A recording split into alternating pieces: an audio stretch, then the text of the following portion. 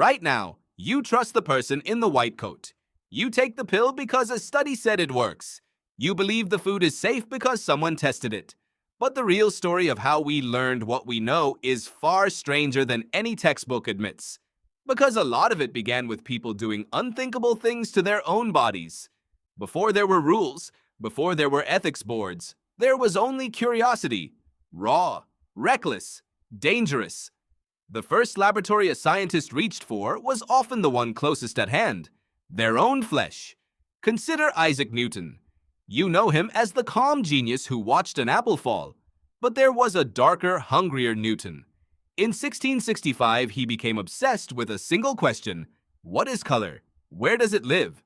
So he took a bodkin, a long, blunt sewing needle, and he slid it behind his own eyeball, pressing to bend the very organ that produced his vision. He recorded circles of colored light shifting as he pressed harder. He nearly blinded himself to prove that color is not a property of the world. It is a sensation your brain builds. The red of an apple is not in the apple. It is in you. Why would a man risk the very sense he was studying?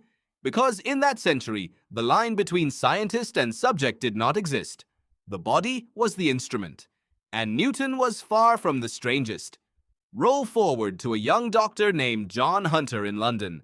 Hunter believed gonorrhea and syphilis were the same illness at different stages.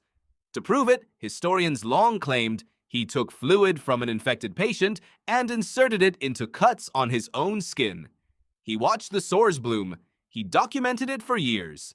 The tragedy is that he was wrong. They are two different diseases. His self-experiment misdirected medicine for decades. Does that sound like science to you or something closer to obsession? The truth is, they were often the same thing. Researchers have a term for this: self-experimentation. The historian Lawrence Altman documented how many breakthroughs came from doctors who used no body but their own. Take the stomach. For most of history, no one knew what happened to food after you swallowed it.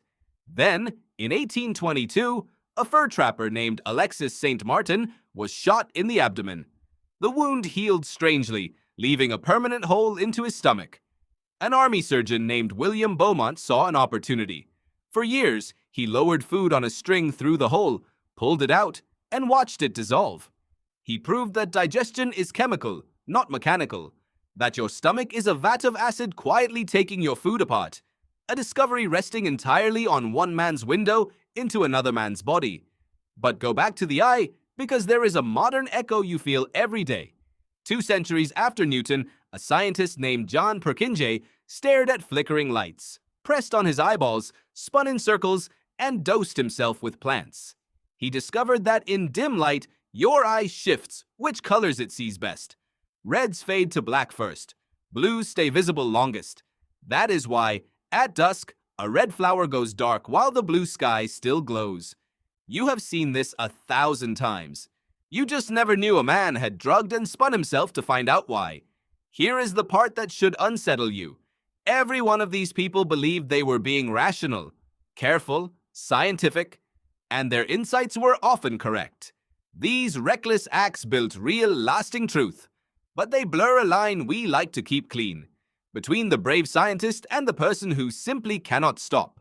The chemist Carl Wilhelm Scheele tasted every compound he isolated, because taste and smell were his only instruments. He described the flavor of hydrogen cyanide.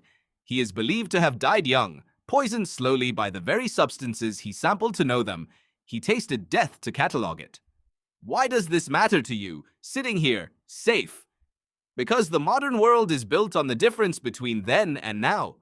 Today, no researcher can infect you, dose you, or blind you to satisfy a question. The white coat you trust is bound by a code these men made necessary. Their recklessness is precisely why your safety exists.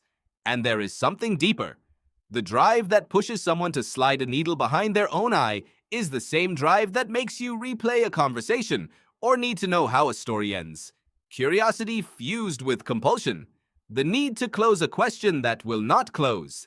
In these men, that ordinary human itch was turned up to a level that reshaped the world and nearly destroyed them. So the next time you swallow a pill without fear, remember where that trust was born. Not in a clean laboratory, not in a rule book, but in the hand of a man in 1665, holding a needle to his own eye, deciding the question mattered more than the pain. Right now, you trust the person in the white coat, and you should, but only because long ago someone was willing to be the experiment themselves.